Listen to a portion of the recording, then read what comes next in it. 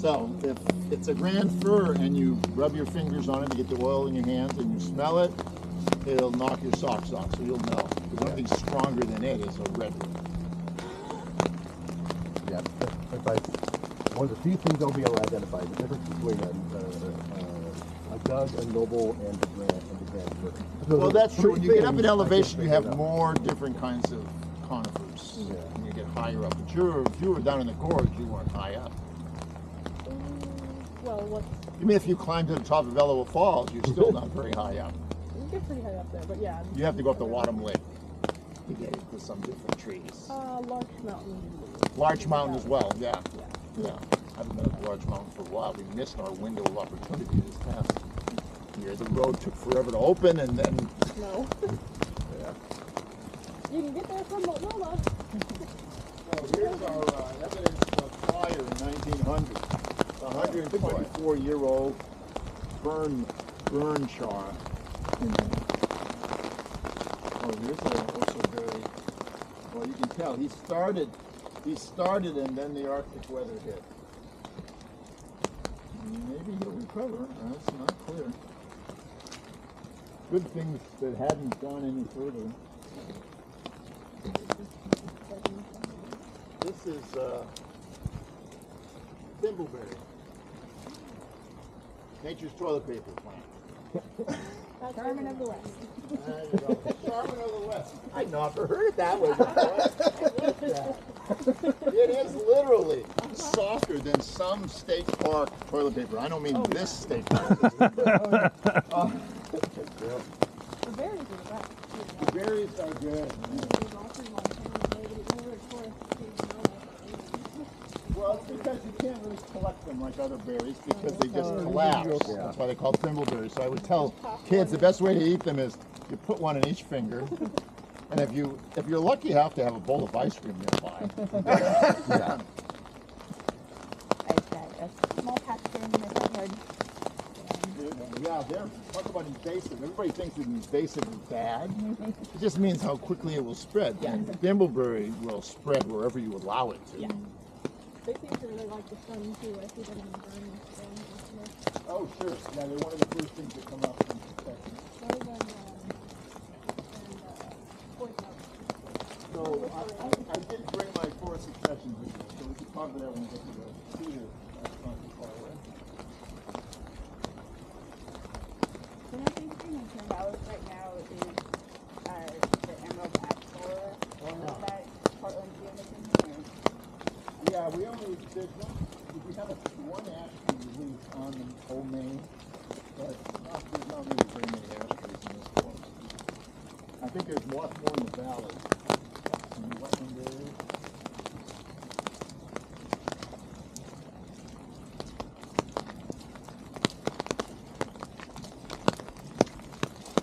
What's this guy?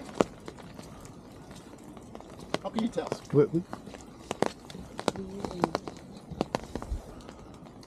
Not as straight as the younger ones.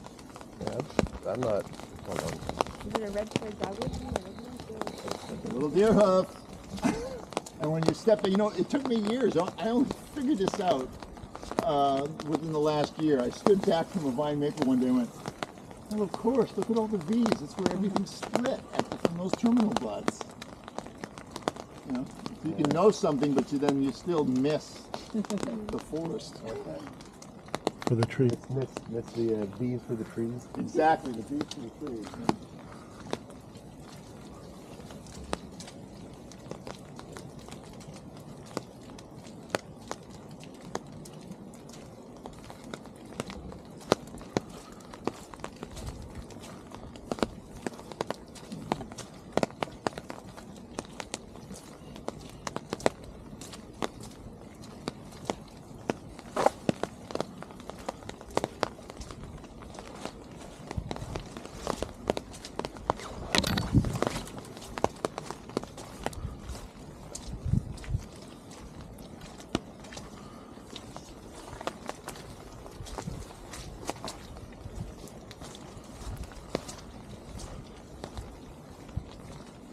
This is an aside. As you look at the mud, where people slip, you will often see that it's yellower.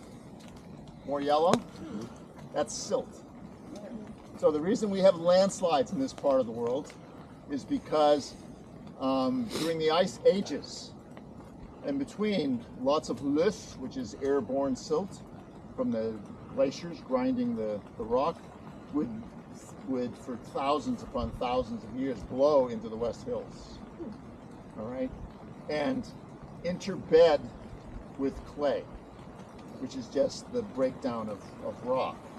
So when you get a slope that's over 30%, I volunteered at Hoyt for a while, and they wanted me to build a geology walk because they had lots of requests. So I built one, and I focused on landslides. And let's see, next Sunday, a week from tomorrow, I'm doing my geology walk. So come back for that, you'll learn all about this topic. So landslides happen here constantly, as well as throughout the hills. And we now have the soil saturated enough that it wouldn't take much to cause a landslide right now, almost any place. But the yellow that you see is evidence of the silt.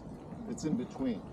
So the silt is like powder when it's dry, and otherwise it's like ball bearings.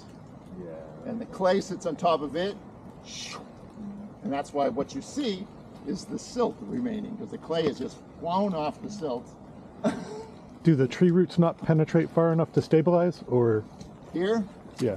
So what we have is called a fragipan. It's about 3 to 4 feet down, that only basically hyphae from fungi can get through.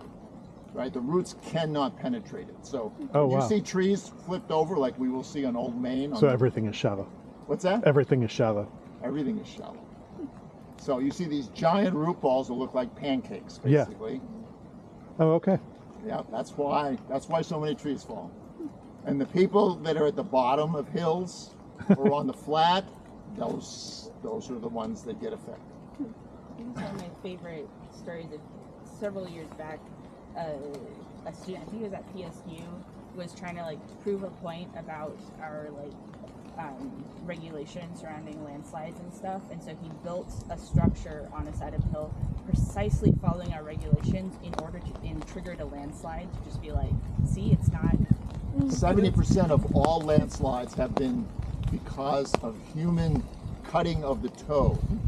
So in Portland, the reservoirs in Washington Park are just hilarious because I know the history. So in the late 1800s, when they were building it, once they started building it, the constant landslide that was generally going at about the speed your fingernail grows suddenly jumped by a factor of 10 or 20. They had to stop work for 10 to 15 years and put in ducts. And there's one wooden pipe that you can see at Hoyt down by the creek that it just so happened one of the park people just happened to be on the trail with me, and she said, oh yeah, that's what that is. And she explained to me about it. So they knew all this from the turn of the century. When they just did the upgrade, suddenly they all had amnesia. So there was a big surprise that it was getting so expensive. Yeah.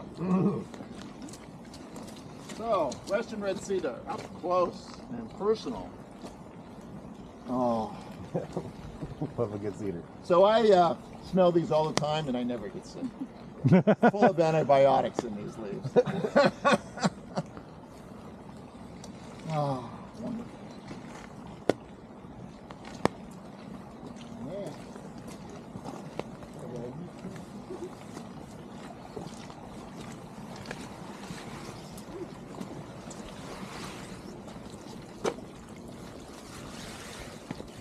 You can't see it right now, but the other phenomenon that's happened since climate change started really rocking this place, besides all the down timber, which you can see everywhere, is we now have gone from little patches of stinging nettle to literal forests of stinging nettle. Stinging nettle loves that hot weather. And so some of these areas where you only would see a little patch is now just extends way back into the woods. But it's not up yet, so we'll talk about it.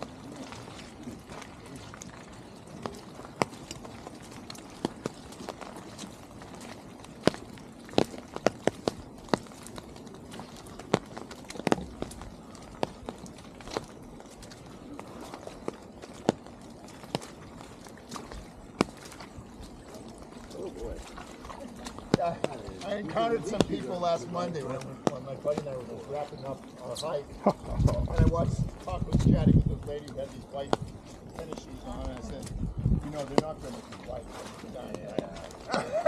He was just on Old Main, just getting started. Hey, good choice. A little bushwhacking, never hurt. Yeah.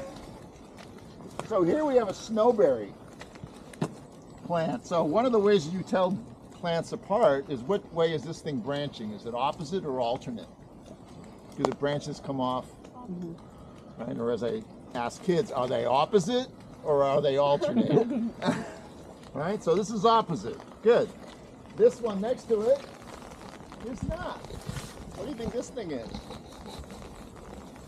What's the branching? That's definitely Alternate. And what color are the branches? Green. They're green. Those two facts tell me this is either a huckleberry or a blueberry. I know that blueberries don't grow here, so it's a huckleberry. And at this elevation, it's red huckleberry, red berries. Well, not here, but in the gorge, even, do you think? Or Blueberries up at elevation, you'll have many species of berries up there. Whether you want to call them huckleberries or blueberries is totally up to you. Right? And I was pointing this plant out a couple weeks ago, and somebody said, look, there's still a berry up there. And somehow I had missed it. I don't know how, but you can see that this thing is full of little buds. So every year of climate change since 2020, I'm now very hopeful. Because we used to depend. You know, they would always come out on schedule, and none of that is true anymore. So all the hikes that I had developed over time, they've all been influenced by climate change, one way or another, except for the geology one. It takes a couple million years to really see a swing there.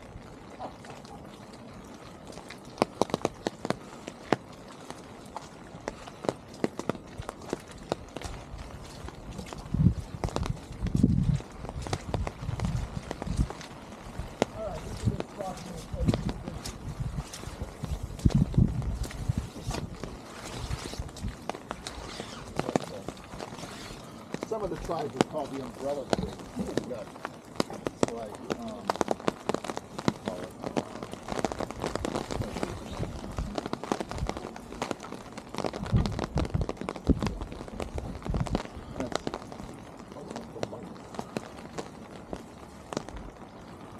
oh, by the way, if you want one book that is the very best book for everything in this area, it's this one.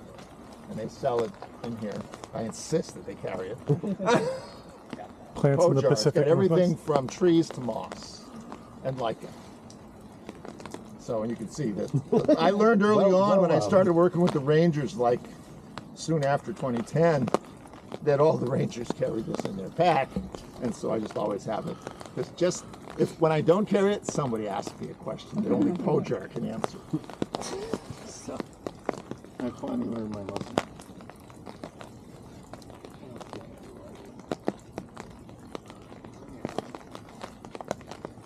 Okay, so here we go. Succession. So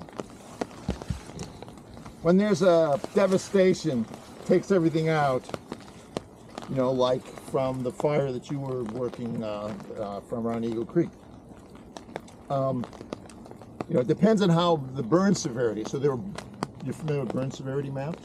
Did you learn about those? So after a fire like Eagle Creek fire, that's when I started teaching myself about these maps, because they say how bad the burn was. And they're mainly focused on how bad the ground got burned.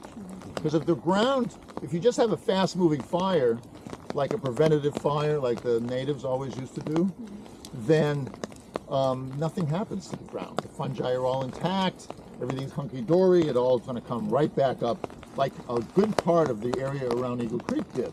In particular, where Dry Creek Falls is, because my buddy and I went up there a year after the Eagle Creek fire, and it was really, really interesting, because we'd be walking through and there'd be beautiful intact fir trees that got scorched on the outside, and right next to it would be a hole in the ground where there had been a tree and its root ball, and it's all gone. vanished. So the wind was just so intense that it just jumped all over the place. And right next to it was brand new vine maples and salmonberries popping up quickly, right? So that was a year. And then we also went up Upper McCord Creek Falls, where Elbow Falls is, and 5 years after the burn, we went up there and it was a thimbleberry jungle. It was thimbleberry over my head. I mean, Mike has pictures. It's just ridiculous. There's thimbleberry on all sides of me. You can barely see me. We went up there again. When did we do that? It was not this season, so it had to be last year. And now the big leaf maples have started to come back up, so the thimbleberry is getting shaded out a little bit, thank God, because you couldn't see anything. It's just thimbleberry everywhere. And that was perfect in alignment with the old model. Now, one of the times I was leading a walk at Hoyt, one of the public affairs people from the Oregon Department of Forestry just happened to be there because he currently volunteers at Hoyt. And so with a guy like that around, I asked him a lot of questions. And I said, so is this model still working? And he goes, we don't know. We just don't know, because we don't know if anything's going to get all the way through to old growth stage again. But anyway, in the case of like Eagle Creek, at the worst places of the fire, things that come back first are, moss, grass, that kind of thing. And that provides enough basis for so the fir and fireweed, of course, tons of beautiful fireweed. There's a lot of that at Hoyt, if you walk around the Hoyt Arboretum, but it's from landslides, not from burns. It's because some of those slopes at Hoyt are constantly sliding a little bit every single time. But as you go around, you see seedling shrubs come up, and then young trees who are at 20 years, 10 to 20 years, and we start getting the other bigger conifers.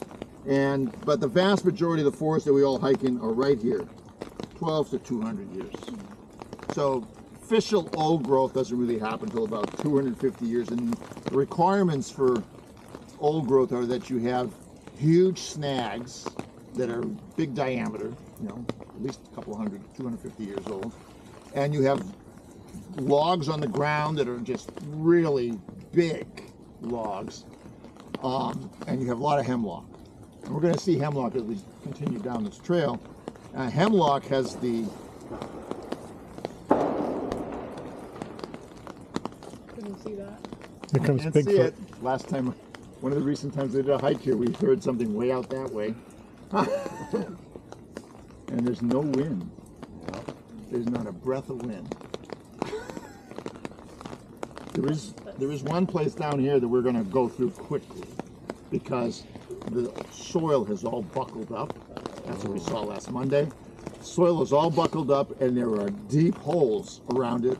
And the tree, which used to be like this, is now like this. So it's just a matter of time before that baby pops.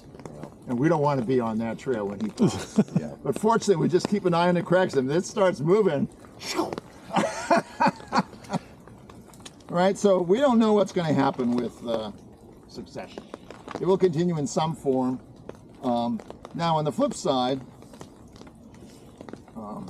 this is the seasonal rounds for native people. I can't imagine what Grand Roan is going through. They've been trying to teach their youth, the tribes, about this and trying to keep them connected, but this is changing. The salmonberry is supposed to be one of the key fruits that comes out first, and it's been really beat up the last few ice storms. There was, I think it was last year or the year before, coastal residents were warned that the bears will be coming out of the mountains because there's no salmonberry to eat, and that is their post-hibernation Staple. food. In Montana, you were talking about Montana, right? I was. You were talking about Montana. I went there last week. So, at the other end of the season, folks in Missoula were being warned that the bears are coming out of the mountains because they couldn't find any huckleberry. All of these plants are suffering from extreme heat. And extreme heat does not mean drought. Extreme heat means that there could be plenty of water in the ground, tons of water, but the plant itself is totally dry. This was one of the things they learned from the big New Mexico preventative burn that went totally out of control a couple of years ago. They went and reviewed the numerical models that drive whether or not they can do a burn. And the models all made an assumption that all the downed wood, by and large, was still full of water, and that all the standing trees were full of water, which is no longer a valid assumption. Because the extreme heat basically causes, especially in the deciduous trees, causes the tree to have to decide, quote unquote, whether it's leaving its stoma open for breathing, right, or whether it has to close it because it's too hot. And so that is basically the struggle, the fundamental struggle. And it's warmer air can hold more moisture. Okay, that means it has greater suction power. You surround a leaf and you have all this suction power, because the air doesn't have the moisture that it can hold, it's going to take it from whatever it can. So you end up with trees that could be sitting in water and fall over and just snap over. When there's a wind here, I've heard them. I've been walking through and they just snap cleanly in the middle. That's a dry tree. You don't just snap in the middle if you're a healthy tree. Yeah? Let's see. Oh, if you want to learn about twigs when you're hiking here, you take a picture of this one. I made this years ago. All right, so this whoever's fastest on their phone.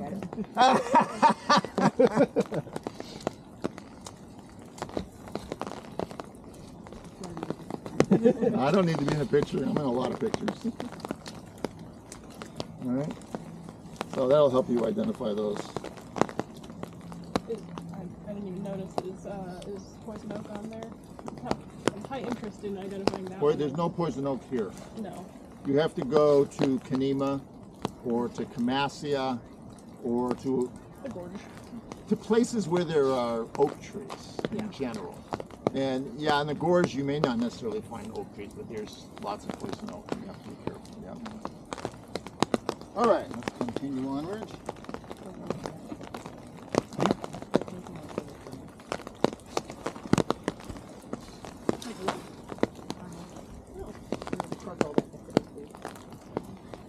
Yeah, I mean, you can't, yeah, you just have to. I know the leaves. Yeah, the The leaves, stems are reddish? well, they can be. They not necessarily have to be. But in the spring, they get very shiny because of all of the urushiol that's on them. And while I can teach you how to fix stinging nettle or one of those, or an insect bite with any one of a number of plants that grow in the forest, there's nothing you can do about poison oak except use cold water and soap to get it off. Never hot water. I don't mind seeing that. Hello. Hi. I've yet to be initiated on poison oak, and I've never. Been enjoying the water? Oh yeah. Ah, good. Onward. Sounds good. So here's one of our stinging nettle forests. And actually some was starting to come up before Siberia came and visited.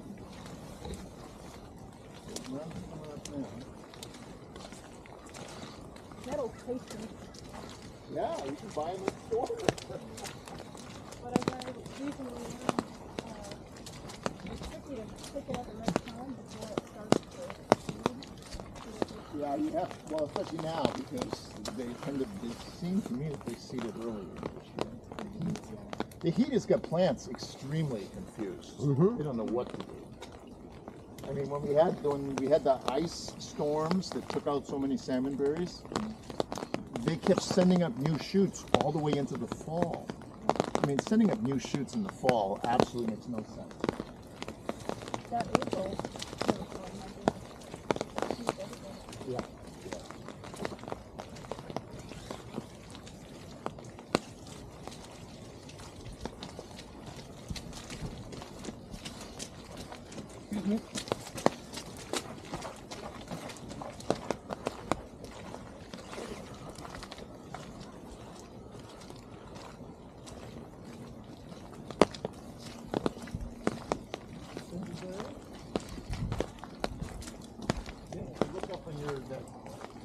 pictures that you just took, you can tell that the buds are all ragged looking in the tangleberry.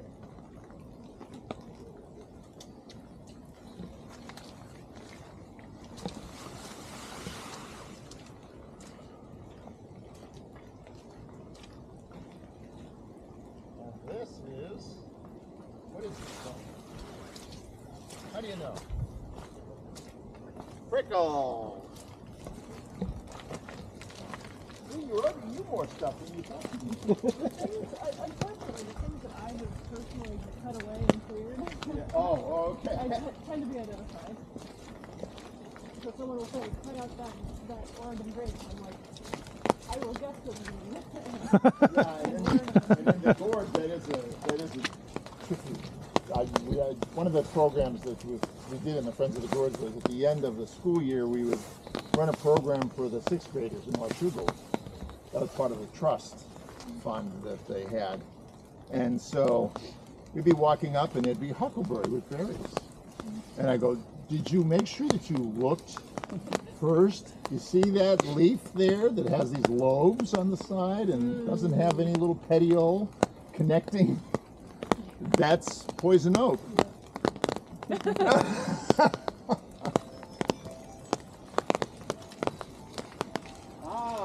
Hemlock.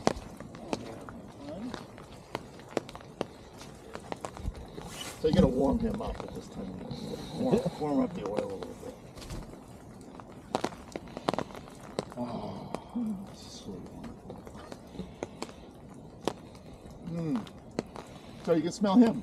This is the easiest way to tell all these conifers apart, and then I'll tell you what you're looking at. Big drop. Yeah, big drops. They have a long ways to fall. Yeah. So, part of the scientific name of hemlock is heterophylla, which is another way to say that the leaves go sticking out all different directions and are different lengths. And this is the climax tree for the forest in this part of the world, and up in Washington, points south of Canada. So basically hemlocks can grow in complete shade, right? Complete shade, and they just wait for something to fall over. Like these guys have been very accommodating. You can see how many dead trees are down there that are still waiting to fall. So if allowed in an old growth area, has anybody ever been to an old growth forest? Yeah. All right. So the things you can tell about an old growth forest is that first of all, the entire trail will be covered with billions of little tiny cones that are circular, mostly circular. All right. And out of every piece of downed wood will be battalions of hemlock babies. That's an old growth forest. It is completely self-perpetuating. Turn this off.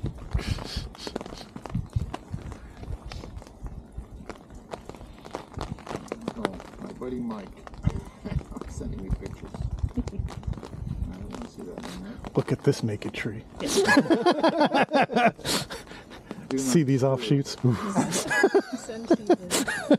All right, so hemlock. So in an old growth forest, which is also where the big fire happened